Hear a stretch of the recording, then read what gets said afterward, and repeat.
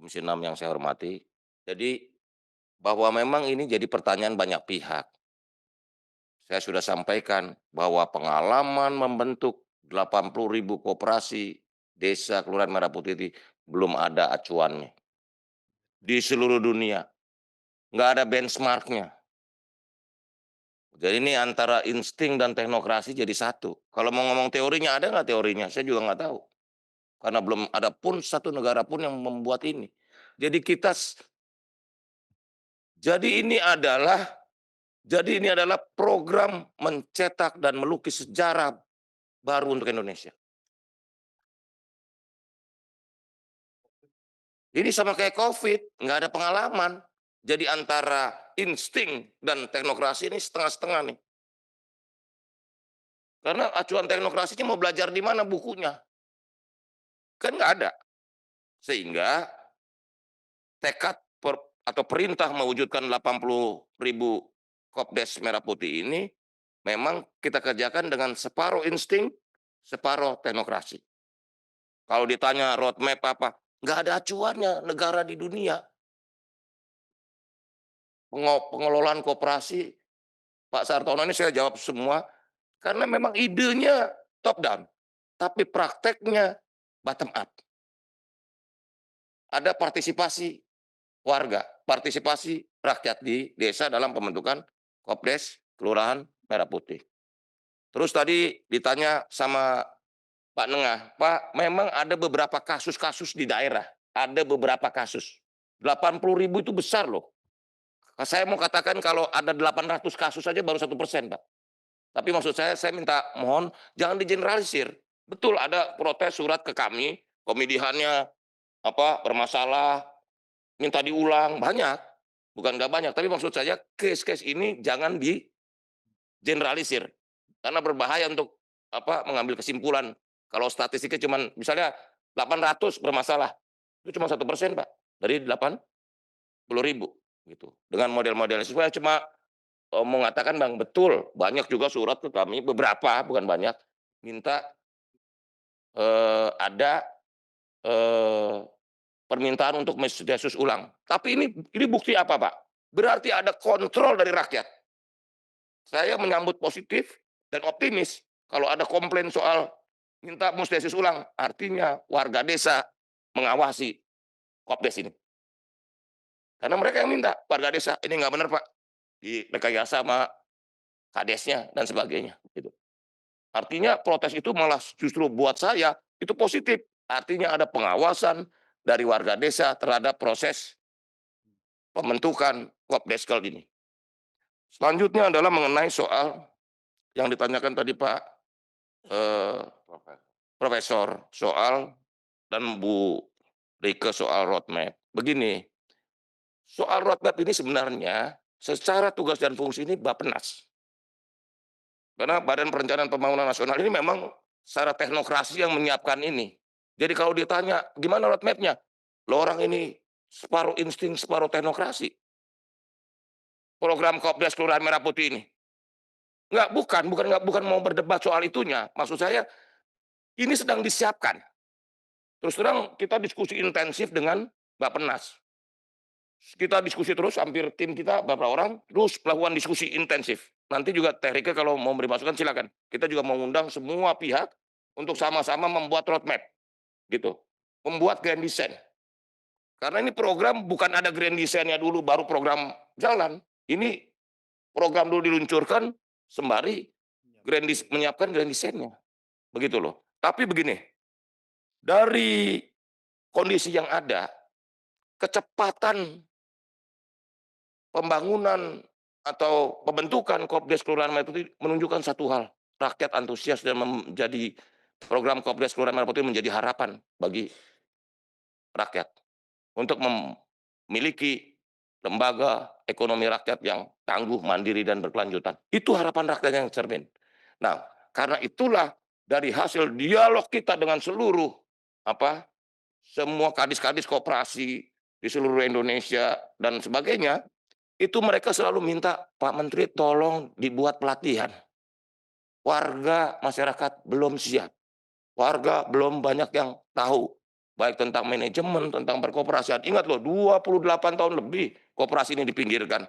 Orang selama ini kalau ngomong soal koperasi terbatas sekali. Orang kami aja naturalisasi di Kementerian Koperasi. Yang asli kan cuma Pak Sesmen. Beberapa kan saya naturalisasi loh. Jadi karena itu memang ini teorinya adalah bahwa praktek dan teori ini harus saling berhubungan. Jadi evidence nanti kita berdebat secara teknokratis perdebatan itu. Tetapi yang pasti bahwa selama program ini dikerjakan dengan serius, sungguh-sungguh saya yakin jadi. Dan kenapa saya sangat optimis yang Pak Asim ya, Pak Nengah nanya ke saya, yakin nggak? Aku yakin saya. Karena kalau koperasi desa ini nggak jalan, yang dimarahin sama rakyat ini Kopdesnya. Katakan begini contohnya, ada 40.000 aja jadi jalan bagus, yang 40.000 akan salah-salahin sama warganya. Kok yang situ bisa bagus, ini enggak? Begitu ya. Kedua, gini, ini adalah program yang paling brilian dari Pak Presiden Prabowo yang dibuktikan dengan pemikiran yang komplit sebenarnya. Karena komprehensif sampai gubernur, sampai bupati ini menjadi satgas. Ketua satgas di provinsi adalah gubernur, wakilnya Bapeda, sekretarisnya adalah kepala dinas koperasi. Di kabupaten dan kota sama, bupati, ketua satgas kabupaten kota, sekda itu wakilnya, dan sekretaris satgas kabupaten kota adalah kepala dinas koperasi. Jadi ini gerakan betul-betul semesta berencana, melibatkan seluruhnya, gotong royong. Dan itu berdasarkan Kepres 9 tahun 2025. Karena itu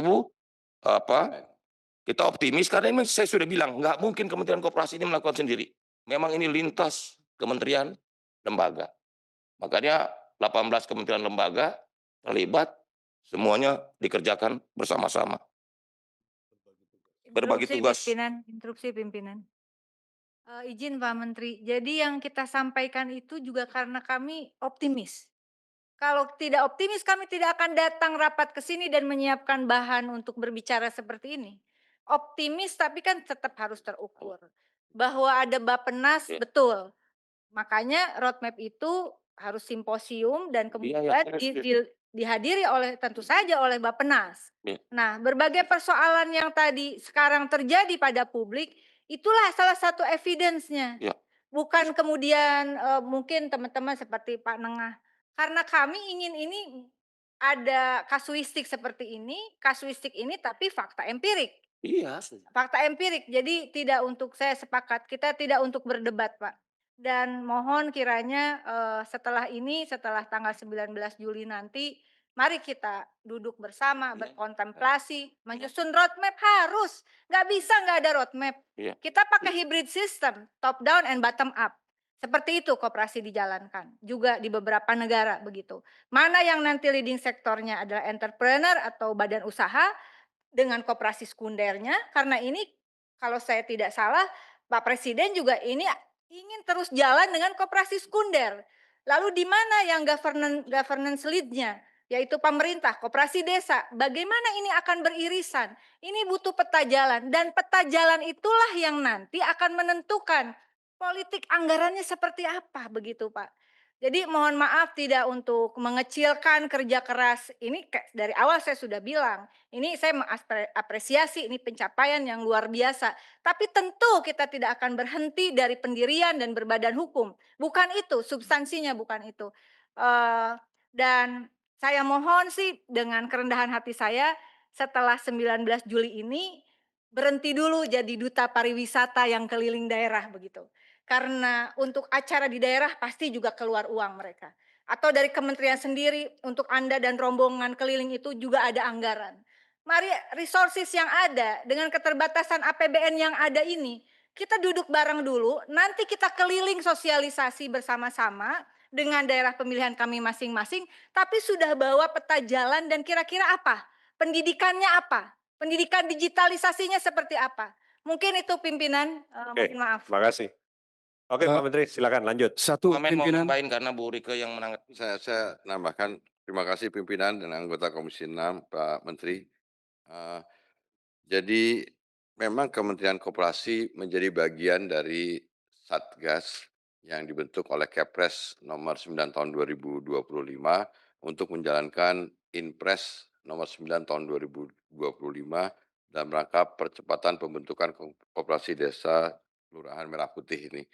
Jadi Pak pimpinan dan anggota Komisi 6 yang kami hormati, bahwa membentuk 80.000 koperasi desa ini maknanya adalah yang pertama membentuk 80.000 badan usaha koperasi di 80.000 desa. Jadi yang pertama kita proses pembentukan badan usaha koperasinya memang top down karena ada gagasan presiden, ada impres, ada kepresnya. Tetapi proses pembentukannya itu memang kita lakukan melalui prinsip-prinsip demokratis, kekeluargaan, gotong royong sesuai dengan prinsip-prinsip koperasi melalui musyawarah desa khusus. Proses musyawarah desa khusus pun juga memang sangat dinamis, tapi akhirnya kemudian kita bisa membentuk 80.500-an koperasi desa Kelurahan Merah Putih dan sekarang tinggal sedikit lagi pembentukan badan hukumnya. Tetapi yang ingin saya sampaikan kepada pimpinan dan khususnya kepada anggota dan khususnya juga Bu Rike, bahwa ketika kita sekarang menjalankan terhadap 80 ribuan desa ini sebenarnya satu kesempatan yang langka juga Pak Pimpinan, bahwa kita menemukan banyak eh, kesimpulan-kesimpulan hipotesa yang kita temukan ketika kita membentuk di 80.000 desa ini yang kami sangat membutuhkan baik di dalam Satgas yang melibatkan 18 kementerian dan lembaga serta daerah dan juga dari kita yang di Kementerian Koperasi bahwa persoalan ini semata-mata ketika nanti terutama masuk ke tahap berikutnya setelah fase tahap pembentukan ini adalah sebenarnya saya ingin sebenarnya Pak Profesor ada di sini karena sebenarnya kita menemukan ketika mau mengoperasionalkan koperasi desa Kelurahan Merah Putih ini, kita sangat memerlukan yang tadi disampaikan oleh Bu Rike, yang namanya evidence based policy. Nah, kami menemukan di desa itu tidak ada data yang secara akurat bisa menjelaskan kepada kita parameter-parameter yang sangat kita butuhkan untuk bisa mengoperasionalkan koperasi desa Kelurahan Merah Putih. Nah, tahap yang 19 Juli ini adalah tahap persiapan pembuatan mock-up atau percontohan yang harus dijadikan referensi untuk kita jalankan yang tadi disampaikan oleh Bu Rike tadi bahwa setuju kami sebenarnya memerlukan sarana simposium atau pertemuan antara Komisi 6 dengan kami di Kementerian Koperasi untuk bisa mendapatkan, eee, solusi-solusi karena begini Pak Pimpinan, misalkan koperasi desa Kelurahan Merah Putih mau menjadi pengecer gas LPG 3 kilo. Kami di desa itu tidak mendapatkan data berapa jumlah anggota rumah tangga yang butuh gas LPG 3 kilo. Ketika minta ke desa, nggak ada data. Mau jadi pengecer pupuk bersubsidi, kita nggak ketemu di desa itu data petaninya berapa, pemilik tanahnya berapa, gitu segala macam. Dan oleh karena ya justru itu ini melibatkan sebenarnya tidak hanya Kementerian Koperasi, kami membutuhkan dukungan dari Komisi 6 dalam rangka juga untuk membuat roadmap-nya. Kami ingin sebenarnya lebih membutuhkan masukan dari teman-teman Komisi 6 karena dari data desa yang presisi itulah sebenarnya kita bisa merumuskan rencana mengoperasionalkan Kopdes ini. Bahkan bukan hanya untuk kepentingan Kopdesnya sendiri, karena basis data desa yang presisi itu akan sangat banyak digunakan bagi sebuah negara di luar Kementerian Koperasi untuk membuat kebijakan-kebijakan supaya kebijakannya itu juga tidak didasarkan atas dasar asumsi atau data yang semu, pseudo data seperti itu. Nah, kami belajar sampai kemudian Pak pimpinan dan anggota Komisi 6 yang terhormat, dalam periode kepemimpinan Xi Jinping di China, dalam 5 tahun periode kepemimpinan beliau, mereka, untuk mengentaskan kemiskinan yang jumlahnya hampir 200 jutaan orang di China, yang dilakukan oleh Presiden Xi Jinping adalah mereka menyelesaikan pembuatan basis data di pedesaan dan mereka lakukan itu selama 18 bulan, tapi kemudian setelah mereka mendapatkan basis data pedesaan yang presisi, mereka tahu treatment-treatment apa yang akan dilakukan oleh pemerintah untuk mengatasi, kemiskinan. Nah, kami khawatir, ini mumpung kita bikin 80.000 koperasi di desa, sebenarnya ini bisa jadi alat kita untuk bisa mengatasi itu. Karena seperti yang Presiden sering sampaikan, saya kebetulan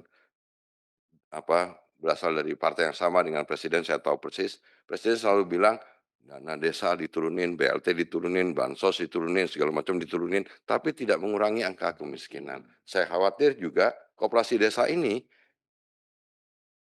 ya, koperasi desa ini untung nih, Pak pimpinan dan anggota Komisi 6 yang terhormat.